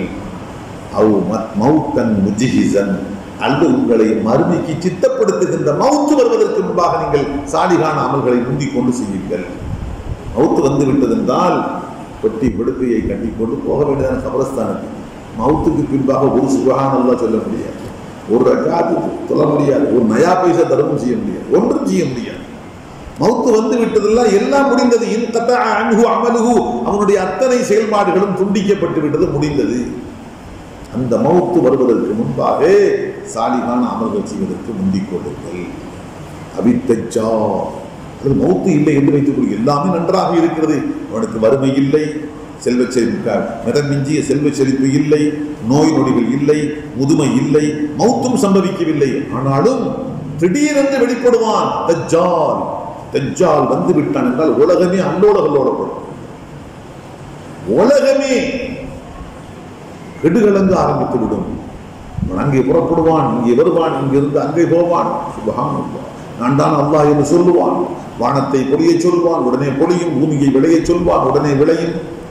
கூட்டம் கூட்டமாக அவனுக்கு பின்னாடி அணிதிரள்வார்கள். காலையில் மூமினாக இருந்த மக்கள் எல்லாம் அவனை ஈமான் கொண்டு காதிராக போயிருப்பான். அல்லாஹ் பாதுகாக்கிறான். உலகத்தில் ஏற்பட்ட ஃபித்னாக்களே ஆக கொடிய ஃபித்னா, எல்லா நபிமார்களும் எச்சரிக்கை செய்த ஒரு ஃபித்னா, குறிப்பாக அல்லாஹ்வின் திருத்தூதர் ஸல்லல்லாஹு அலைஹி வஸல்லம் அதிகமாக எச்சரிக்கை செய்த ஒரு ஃபித்னா, அதுதான் தஜ்ஜாலுடைய ஃபித்னா, குழப்பம். இந்த தஜ்ஜால் வந்து விட்டான் என்று சொன்னால் அல்லாஹ் பாதுகாக்க வேண்டும். யாருடைய ஈமான் உறுதியாக இருக்கும், யாருடைய ஈமான் பஞ்சாக பறந்து விடும் என்று சொல்ல முடியாது. தஜ்ஜால் வருவதற்கு முன் இந்த உலக வாழ்க்கையை சாலிகான அமல்களுக்கு நீங்கள் பயன்படுத்திக் கொள்ளுங்கள். அவனோ மறைந்திருக்கின்ற ஒரு தீமை எப்போது வெளிப்படுவான் என்று சொல்ல முடியாது. 6. அடுத்து 7ஆவதாக சொன்னார்கள் அஸ்ஸாஅத்து, மறுமை வருவதற்கு முன். அஸ்ஸாஅத்து அதுஹா வ அமர், இந்த உலகம் கண்ட அதிர்ச்சிகளிலேயே அந்த மறுமை நாள்தான், மறுமையின் அந்த நேரம் தான் ரொம்ப கடுமையானது, அமர் ரொம்ப கசப்பானது. குர்ஆன்ல அல்லாஹ் சொல்றான், இன்ன ஸல்ஸலத்த ஸாஅத்தி ஷைஉன் அதீம். நபியே, கியாமத் நாள் அந்த மறுமையின் போது ஏற்படுகின்ற பூமி அதிர்ச்சி, பூகம்பம் மிக கடுமையாக இருக்கும். உலக வரலாறு காணாத பூகம்பம் ஏற்படும். இதெல்லாம் 6 இத்தகைய 6, 7 என்று சொல்லுவோம். ஆனால் மறுமை நாள் நிகழுகிற போது ஏற்படுகின்ற அந்த அதிர்ச்சி அல்லாஹ் அக்பர், உலக வரலாறு கண்டிருக்கிறார்.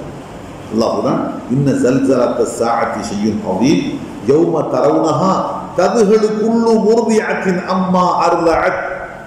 உலகத்திலேயே ரொம்ப உணர்வோடு உள்ள ஒரு விஷயம், பெற்ற தாய் தான் பெற்ற பிள்ளையை அள்ளி நெஞ்சோடு அணைத்துக் கொண்டு பால் ஊட்டுகின்றாரே, அப்போது உணர்வையும் சேர்த்து ஊட்டுகின்ற ஒரு நேரம், உணர்வு பூர்வமான நேரம், அதை விட வேறு ஒரு நேரம் இருக்காது. ஆனால் அல்லாஹ் சொல்றான், அந்த கியாமத்தினாலுடைய பூமி குழுங்க ஆரம்பித்து விட்டால் கதுகளுக்குள்ளு முர்திஅத்தின் அம்மா அர்லஅத், பாலூட்டிக் கொண்டிருக்கிற தாய் தன் பிள்ளையை மறந்து விடுவாள். கீழே சருகி வந்து கீழே விடுவோம், உணர்ச்சி இருக்காது. மார்பகத்திலே பாலருந்தி கொண்டிருந்த அந்த குழந்தையை மறந்து விடுவாள், கையை சோர விட்டு விடுவாள், சரிந்து வந்து குழந்தை கீழே.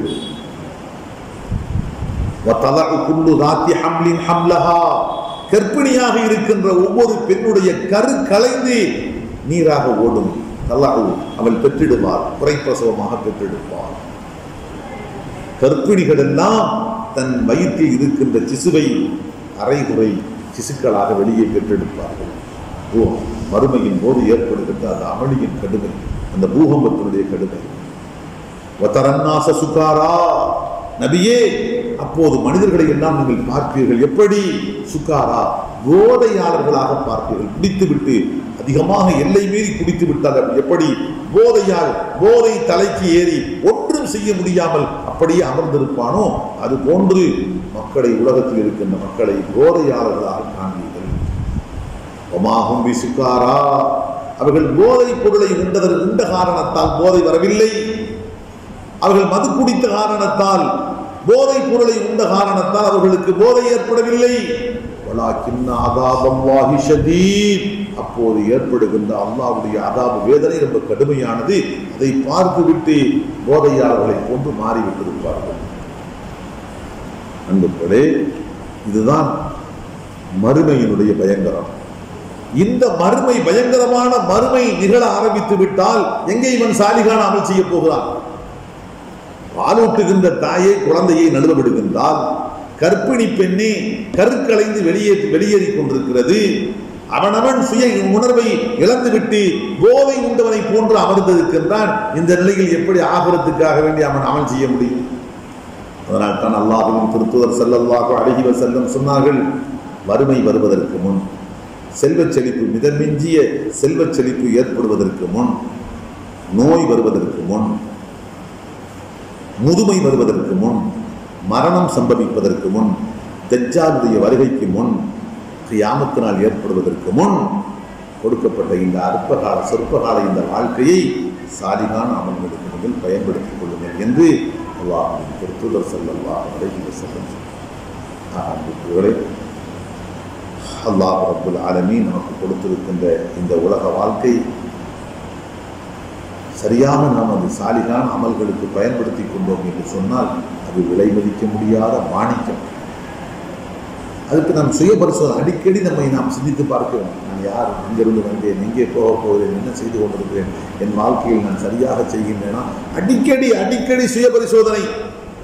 சுய பரிசோதனை ஒரு மனிதன் எந்த அளவுக்கு திரும்ப திரும்ப செய்து தன்னை சீர்திருத்திக் கொள்கின்றானோ, தன்னை மாற்றி அமைத்துக் கொள்கின்றானோ, அந்த அளவுக்கு அவனுடைய செயல்பாடு, அவனுடைய வாழ்க்கை சாலிகான அமல்களுக்கு பயன்படும். சுய பரிசோதனை அவன் செய்யவில்லை, அல்லாஹ் அவனுக்கு கொடுக்கப்பட்டிருந்த அந்த சொற்பகால வாழ்க்கையும் நாசமாக போகும். கவர்ச்சி, உலகத்துக்கு கவர்ச்சி, ஷைத்தானுடைய தூண்டுகோல், நப்சினுடைய வேலை என்று அதிலேயும் ஒரு பக்கம் அடைந்து போய்விடும். இது போன்ற தடைகள் வந்துவிட்டால் அதிலேயும் அடையும்.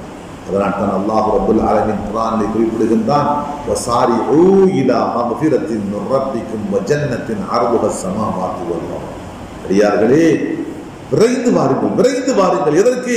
மக்ஃபிரத்தின், அல்லாஹ்வுடைய மன்னிப்பை பெறுவதற்கு, வ ஜன்னத்தின் அர்துஹா ஸமாவாத்து வல், வானங்கள் மற்றும் பூமியின் பரப்பளவை கொண்ட சொர்க்கத்தை அடைவதற்கு விரைந்து வாருங்கள். ஒரு இடத்துல விரைந்து என்று குறிப்பிடான், இன்னொரு இடத்துல சாபியப்பு, போட்டி போட்டுக் கொண்டு முந்துங்கள் என்று குறிப்பிடான். அல்லாஹ் குர்ஆனிலே வேறு எதற்கு இந்த வாசகம் எல்லாம் பயன்படுத்துவீங்க?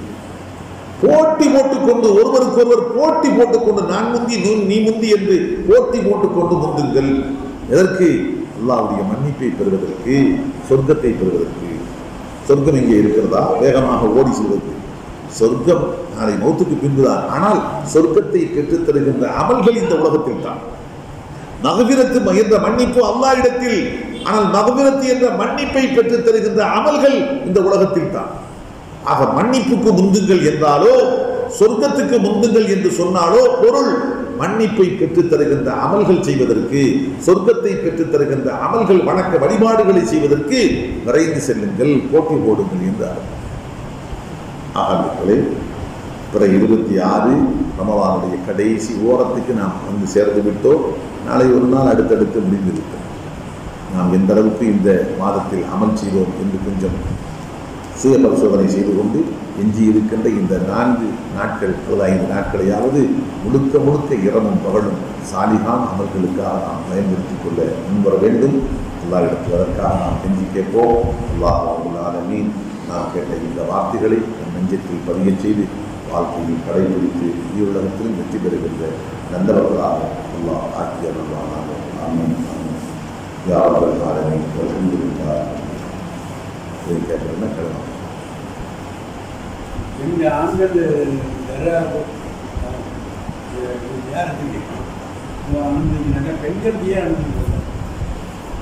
பெண்களை ஜியாரத்துக்கு அனுமதிக்காததுக்கு காரணம் ஆண்கள்கிட்ட உள்ள அந்த உறுதி பெண்கள்கிட்ட இருக்காது.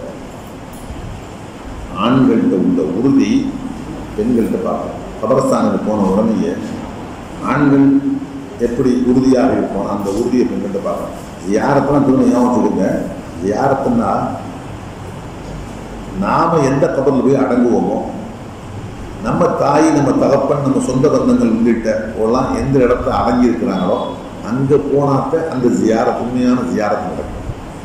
ஜியாரத்துனா என்ன? உலகத்து மேலே உள்ள வெறி குறையணும், ஆகிரத்து மேலே உள்ள மறதி நீங்கணும், மறுமையின் நினைவை புதுப்பித்துக் கொள்ள வேண்டும், உலகத்தில் பற்றற்ற நிலையை ஏற்படுத்திக் கொள்ள வேண்டும். இதுதான் ஜியாரத். இந்த ஜியாரத்து எங்க நடக்கும்? இந்த நோக்கம் எந்த ஜியாரத்தில் நிறைவேறும்? நாம முன்னோர்கள் எங்க, நம்முடைய சொந்த பந்த உறவுகள் எங்க அடங்கியிருக்காங்களோ, நாளைக்கு நம்ம மௌத்தா போனால் நம்மளை கொண்டு போய் எங்க அடக்குவாங்களோ அந்த இடத்துக்கு ஜியாரத்துக்கு போனாதான் இந்த நோக்கம் உண்டாகும். இதை விட்டு சும்மா அடி ஜில் ஜில் அப்படின்னு அடி ஜிமுக்கு நினைச்சது லைட்டு போட்டு ஷோ ஒடிச்சு அலங்காரம் பண்ணி அப்படியே சைத்தானுடைய அடி கவர்ச்சி இருக்குதாங்க. நாட்டம் ஒருத்த பக்கம் நாட்டம் ஓடுது, ஒருத்த பக்கம் இன்னொன்று ஓடுது. அப்படி என்னமோ சினிமா நடிகை மாதிரி இளம்பெண்கள் இளம் சிரிப்போடும் இதோட அலங்காரத்தோடும் ஒரு பக்கம் வர்றது, இங்கிட்டு பார்த்தா இன்னொரு பக்கம் சொல்றதுக்கே வார்த்தை இல்லை, அவ்வளவு மோசம். அங்கே போய் சியாரத்துக்கு போவா, அது சியாரத்தை சைத்தானு போடும். அங்கே வந்து சியாரத்தில் அந்த சியாரத்தை போனோம்னாக்க உலகத்தினுடைய பற்று குறையாது, உலகத்துடைய வெறிதான் போடும். ஆகிரத்தினுடைய நினைவு புதுப்பிக்கப்படாது, ஆகிரத்தினுடைய நினைவு மறக்கடிக்கப்படும். அங்கே போனோம் அது பேர் ஜியாரத்தே இல்லை. ஜியாரத்துங்கிற பேரில் அது வேற ஒரு விஷயம். அப்போ இந்த நம்ம சொல்கிற ஜியாரத்து இருக்க இந்த ஜியாரத்து நாளைக்கு நம்ம அடங்க போகிற இடம், நம்ம தாய் தந்தை அடங்கின இடம், அங்கே நம்ம போனால் கொஞ்சம் உறுதியாக இருக்கும். பொம்பளை வந்தால் அமைதி. இப்போ பொம்பளையால் பொறுமை செய்ய முடியாது. சில டைமில் அருவாப்பில், ஒவ்வொன்று கதருவாப்பில், அல்லது வேறு மாதிரிலாம் பல மாதிரி பிரச்சனை இல்லை.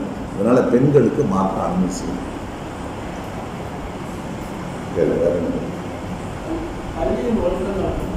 பள்ளிவாசலில் உள்ள ஒழுக்கங்கள் என்ன அப்பா? ரொம்ப முக்கியமான சமாச்சாரம்.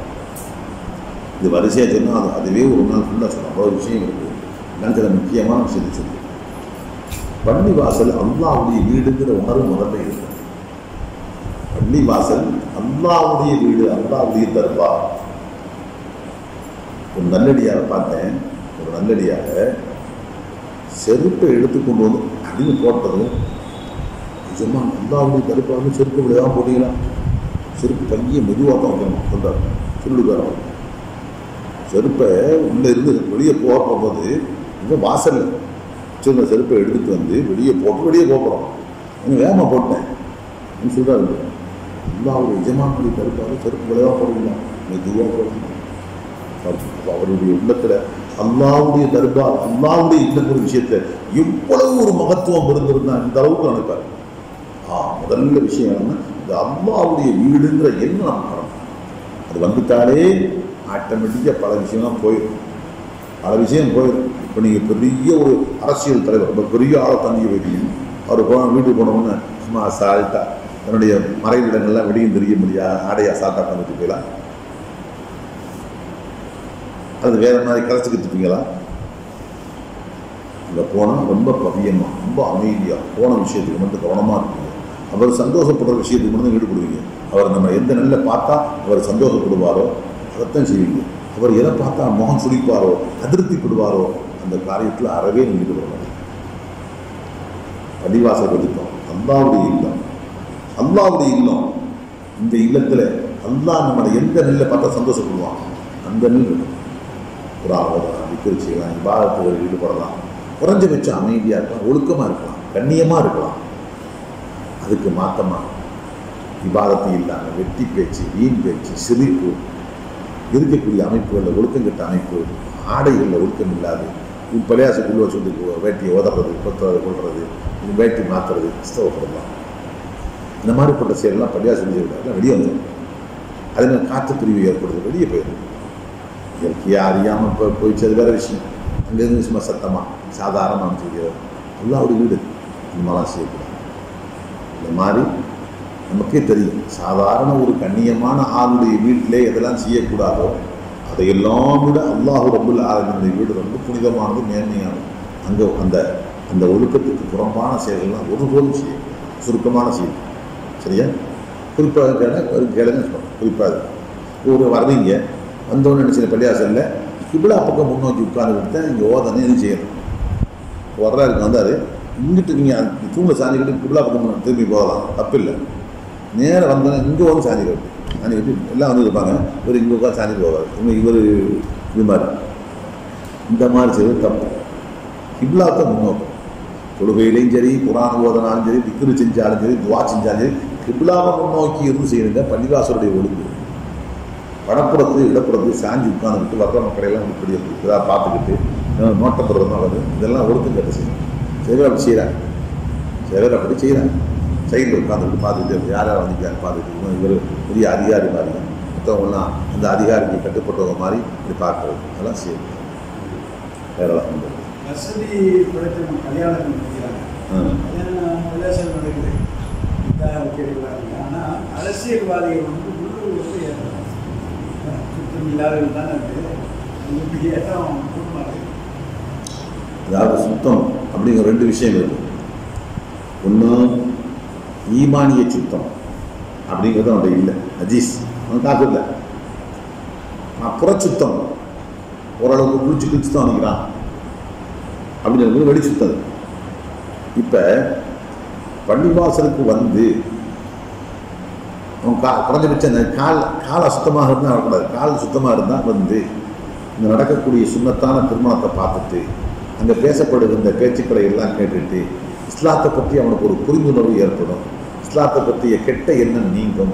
இஸ்லாத்தின் மேலே ஒரு மஹப்பத்து நேசம் உண்டாகும் என்று இருந்தால் அந்த மாதிரி அவளை கூப்பிடுறது நல்லது. கூப்பிடுங்க. ஏன்னு சொன்னால் நமக்கு அவங்க வாழுகின்ற நம்ம இந்தியாவுக்கு நம்ம இங்கே இந்த நாட்டை பொறுத்த மட்டும் பெரும்பான்மை மக்கள் அதிகமாகவும் இருக்காங்க, சிறுபான்மையாக நாம் இருக்கிறோம். இப்போ நம்மளை பற்றி அவங்களுக்கு புரிஞ்சுக்கிறதுக்கு வாய்ப்பு கொடுக்கணும். நிச்சயமாக நம்ம இஸ்லாத்தினுடைய சிறப்புகளை மகத்துவத்தை மேன்மையை அவங்க புரிஞ்சுக்கிட்டாங்கன்னா அந்த விரோதம் அந்த காழ்ப்புணர்ச்சிலாம் குறைஞ்சிடும். நம்மளை பற்றி புரிய விடாமலேயே அவங்க தடுக்கப்படுறாங்க. இன்னைக்கு நெருங்க விடாமலேயே தடுக்கிறாங்க நினைக்கிறோம் அரசியல்வாதி. அரசியல் ஆதாயத்திற்காக முஸ்லீம்களையும் பெரும்பான்மை சமுதாயத்தையும் நெருங்கி விடாமலே தடுத்து விரோதி மாதிரி காட்டி விரோதியாகவே நடத்தணும்னு எதிர்பார்க்குறாங்க. இப்படி உள்ள காலகட்டம். அதனால் ஓரளவுக்கு காலெலாம் சுத்தமாக இருக்குது, குளிச்சுத்தம் வர்றாரு அப்படின்னு இருந்தால் அவங்கள பள்ளிவாசலுக்கு உள்ள தப்பு. இந்த நோக்கம் தாவத்துடைய நோக்கம். அவங்கள இப்படி இஸ்லாத்தை நல்லெண்ணம் கொள்ள வச்சு காலப்போக்கில் அவங்க இஸ்லாத்துக்கு கூட வரலாம், அதுக்கெல்லாம் நல்ல இது காரணமாக ஆகலாம் என்ற அந்த நீயத்தோடு அழைக்கும். அதை விட்டு ஒரு பெரிய அரசியல் செல்வாக்கு அவருக்கு இல்லாத இடமா இல்லை பள்ளிவாசலை விட அவர் பெரிய நினச்சா போச்சு. குஃபருடைய விஷயம். அந்த எண்ணம் குஃபருடைய பள்ளிவாசலுடைய புனிதத்துவத்தெல்லாம் தாண்டி அவருடைய அந்தஸ்து மேலானது நினைச்சா அது குஃபருடைய நல்லா பார்த்தா அப்படி போகக்கூடாது.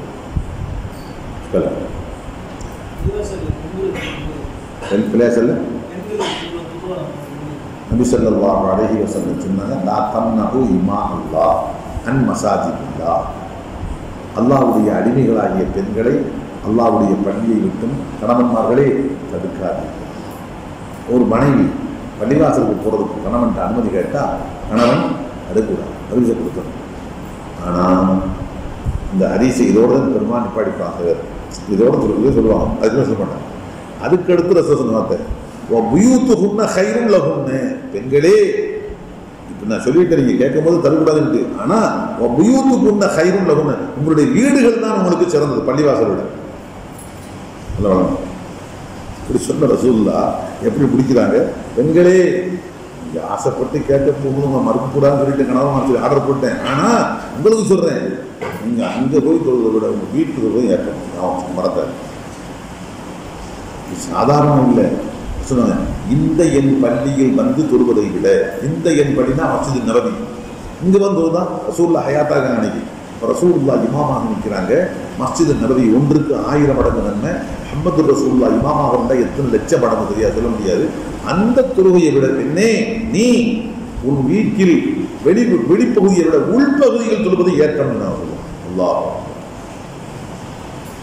பெண்களுக்கு பள்ளிக்கு வர ஆசைப்படுகின்ற போது தடுக்கக்கூடாது என்று இருந்தாலும் நபி ஸல்லல்லாஹு அலைஹி வஸல்லம் சொன்னது, மஸ்ஜித் நபவியில் தொழுவதை விட ரசூலுல்லாவுக்கு பின்னாடி இமாமாக நிற்கிறது, ரசூலுல்லாவுக்கு பின்னாடி தொழுவதை விட தங்கள் வீடுகளில் உள்புறத்தில் அடக்கமான மறைவான இடத்தில் தொழுவதுதான் இதை விட ஏற்றமானது.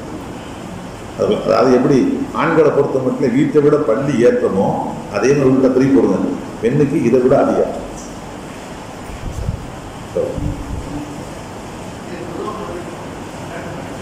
தொழுக போகும்போது பொதுவாக இந்த சட்டையை அப்படி மடக்கிறது சொல்கிறது, இந்த கட்டுறதுலாம் அது தவிர்த்து கொள்ள வேண்டும். ஏன்னு சொன்னால் நம்ம சுஜூது செய்வோம், நம்ம முடியும் சேர்ந்து சுஜூது செய்வோம். சுஜூது செய்தல இந்த ஆடைகளை வந்து மடக்க கொள்ள போகுது, அது ஒரு வகையான அது தடுக்கப்படுது ஒன்று. ரெண்டாவது, இந்த மாதிரி சிரிட்டு வைக்கும்போது இந்த இடம் முழு கை அப்படின்னா முழுசாக அழகாக கண்ணியமாக இருக்குது. இதை போய் இந்த மடக்க போகும்போது அது கொஞ்சம் அந்த பரிபூர்ணமான ஒழுங்குறதுக்கு மாற்றமாக இருக்குது. அதனால் இந்த மாதிரிலாம் மடக்கிறதெல்லாம் தவிர்த்துக்க நல்லது. சொல்லுறலாம், ஆனாலும் ஒரு நல்ல உடை இல்லை. டிஷர்ட்டு வேலைக்கு போடுற விட, தூங்குறதுக்கு போடுற விட, இபாதத்துக்கு போடுற விட, அவசரத்துக்காண்டி தப்பில்லை. அவசரத்துக்கு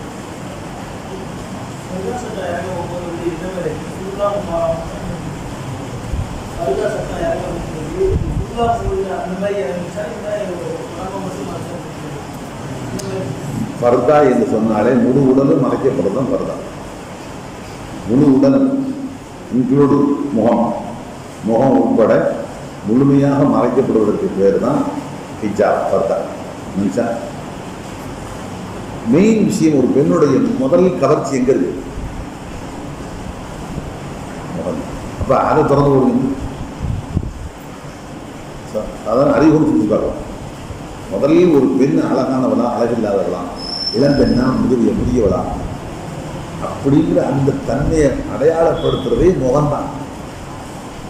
எல்லாத்தையும் மூடிட்டு முகத்தை மட்டும் திறந்து வச்சுங்கன்னா இப்போ அதுதானே இல்லை. எதுமா இருக்குன்னா வீட்டில் எல்லாத்தையும் கதவை பூட்டிடுங்க, தலைவாசத்தை மட்டும் திறந்து வச்சுங்க.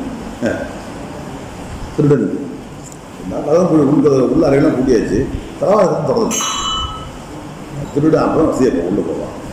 அதைத்தானே முதல்ல பூட்டணும். உள்கதவுகள்லாம் பூட்டப்படாமல், உள்ள அறைகள் எல்லாம் பூட்டப்படாமல் திறந்திருந்தாலும் பரவாயில்லை. வெடிக்கிற தலைவாசகத்தை ரூட் இல்லாத சேஃப்டியாக இருக்கும். அதுதான் முதல்ல மூடணும். அதனால் முகத்தை இன்க்ளூட் சேர்ந்து சரியா. ஆனால் அறிஞர்கள் ரெண்டு பேர், அறிஞர்களை பொறுத்த மட்டும் இல்லை. உதாரணமாக அல்பானி ரஹ்மத்துல்லாஹி அலைஹி இப்போ சமீப காலத்தில் வாழ்ந்து மறைஞ்ச ஒரு பெரிய மேதை, அவங்க சொல்கிறாங்க, இல்லை சஹாபா காலத்தில் இப்படியும் இருந்திருக்குது. ஒரு கண்ணன் கருத்த பெண் என்று ஒரு ஹதீஸ் சொல்கிறாங்க. அந்த பெண்ணை பற்றிலாம் அப்படிலாம் வரதில்லை, அதனால முகத்தை திறக்கலாம் இன்னும் கருத்து மறுக்கலை, அப்படி இருக்குது. ஆனாலும் எல்லாம் சொன்ன அல்பானி ரஹ்மத்துல்லாஹி அலைஹி தன் வீட்டு பெண்களை, மனைவி மக்கள் உள்ளிட்டவங்க கூட்டுக்கும் போது ஹிஜாப் போட்டு கொண்டு போவாங்க. சட்ட ரீதியாக சொல்லும்போது அப்படி சொல்கிறாங்க. ஆனால் தாம் பொண்டு பிள்ளைகளுக்கு என்ன கடைப்பிடிச்சாங்கன்னு சொன்னால் முழுசாக முகத்தை மூடுவது கடைப்பிடிச்சாங்க. சொன்னது அப்படி என்ன வழங்குண்டா, சட்ட ரீதியாக அதில் அப்படி ஒரு அனுமதி உண்டு என்று இருந்தாலும் வேண்டுதல் முழுமையாக மறைக்கிறதான் வேண்டுதல். ஆயிஷா ரலியல்லாஹு தராப்புல ஹஜ்ஜுக்கு ரசூலுல்லாஹோட போயிருந்தேன், நாங்கள் யாரும் இல்லாமல் இருந்த இந்த முகத்தை தூக்கி வெளியே போட்டுருவேன், சும்மா போவோம். அந்நிய ஆண்கள் எடுத்ததுனால திரையை எடுத்து தொங்க விட்டுருவோம் முன்னாடி சொல்லுவாங்க. இந்த மாதிரி நிறைய செய்திகள் நினைச்சா. ஹிஜாபுடைய ஆயத்தை இறங்கணும்னு காலைல சுகுட ஆயிஷா சொல்ல, ரஹிமல்லாஹு அன்சா அல் அன்சார், அன்சாரி பெண்களுக்கு அல்லாஹ் கருணை காட்டுவானாக. ஹிஜாபுடைய ஆயத்தை நைட்டு தான் இறங்குச்சு. காலையில் வரும்போது யாரென்று தெரியவில்லை, அண்டங்காக்க காக்கை, கருப்பு காக்கைகளை போன்று தங்களுடைய தங்களுடைய போர்வைகளை எடுத்து தங்களை முழுமையாக மறைத்து கொண்டு வந்தார்கள். என்ன விளங்குது? முழுசாக முடித்தோம். ஒரு சில பேர் வயது முதிர்ச்சியாக இருப்பாங்க, அல்லது பணிப்பெண்களாக இருப்பாங்க. சொல்லப்போனால் சஹாபா காலத்தில் ஒரு பழக்கம் இருந்துச்சாங்க, முகத்தை திறந்திருந்தால் அது பணிப்பெண், அடிமைப்பெண். முகம் மூடி இருந்தால் ஒரு சுதந்திரமான பெண். இப்படிலாம் பழக்கம்லாம் இருக்குது. அதனால் முகத்தை மூடுதல் அப்படிங்கிறதான் ஏற்றமான கருத்து. அதே சமயத்தில் அறிஞர்கள் ஒரு சாரா முகத்தை மூடாமல் இருக்கலாம்னு சொல்கிறாங்க. நம்ம அதை மறுக்கலை. ஆனால் அதை விட இதுதான் தேவை. சரியா? எது? ஆமாம், அது கியாமத்து நாளைக்கு நெருக்கத்து. காலம் அதெல்லாம் நம்ம சொல்லப்படாது. இல்லை அதெல்லாம் காலம் சொல்லப்படாது. குரான் கியாமத்து நாளுடைய நெருக்கம் வரப்போகும்போது குரான் உயர்த்தப்பட்டிருக்கும். இருப்பான் இருப்பான். ஆனால் எந்த மாதிரிலாம் அப்படிலாம் தெளிவாக சொல்லப்படும். கியாமத்து நாள் நெருக்கம் அல்ஹம்துலில்லாஹ். நிச்சயமாக அமல் செய்ய வேண்டிய காலகட்டம் மணி 12 ஆச்சு. சுப்ஹானல்லாஹ்.